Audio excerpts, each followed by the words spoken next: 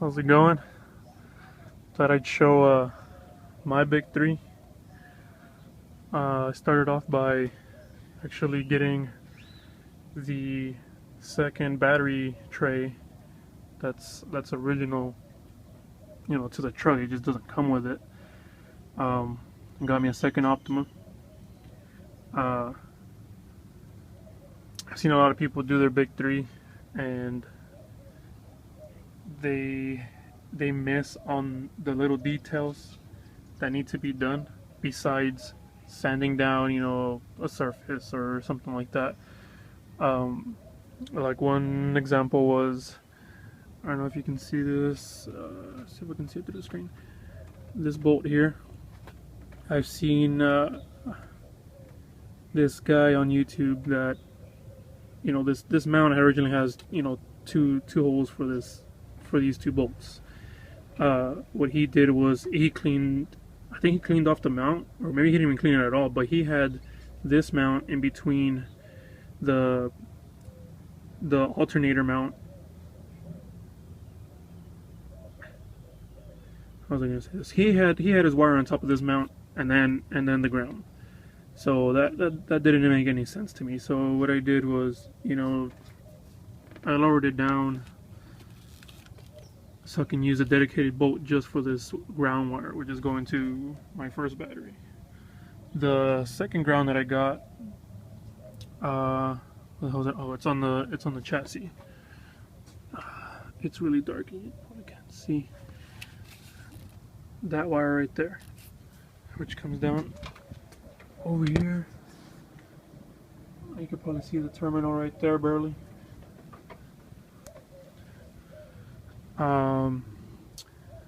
I recently added another ground. I just cleaned up those two grounds, and it's just a little 2 gauge from Joe Audio. I got my knukonceptz terminals, so they're all fully grounded out. On this side, this ground is going straight to the factory motor ground, and I never took off the original wires off of this one. It still has the original wires. I can disconnect every single 0 gauge that I have on here, or 2 gauge, and it'll still run and charge.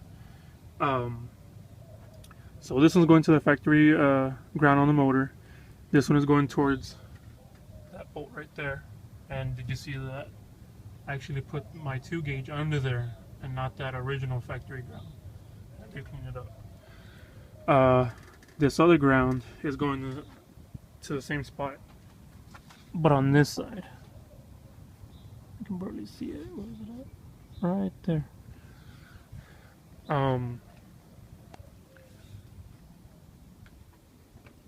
I did run 0 gauge to the alternator, if you didn't notice already.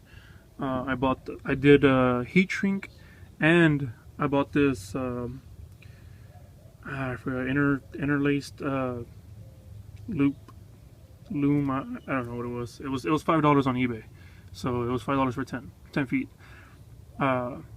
So that one's running down right there, going towards the battery positive. And notice that I have one going to charge the battery, but I don't have anything to go back there yet. Well, that's because I have to run 4 runs of 0 gauge. The positive wire on the other battery loops around, goes through there to the back, and then goes inside there, under there, and comes back to the alternator. And yeah, that is my stock alternator, but I don't want to put in my my MacMan alternator in there yet, because I don't have anything to push it yet, so it doesn't make any sense for me to use it yet. At the moment, I have 4 gauge running to the back for my amp, but I haven't used it, and it's Memphis. It's good wire. The 0 gauge that I have for my big 3 is knukonceptz, and that 2 gauge is from Joe Audio. Honestly, that Joe Audio, it's kind of small. I can't believe that they call that a 2 gauge, because they fit in 4 gauge terminals. It wasn't easy, but I mean, I was able to fit every single strand.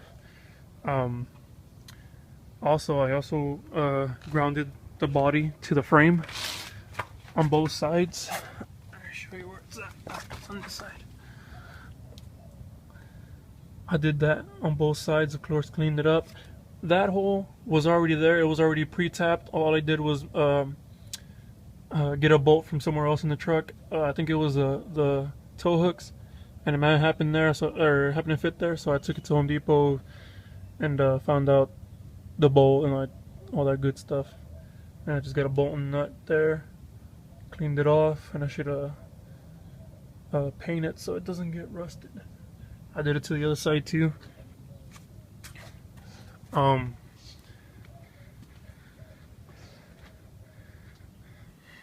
Yeah, so that's my big three for right now. Hopefully y'all get an idea on how to do it on y'all's truck.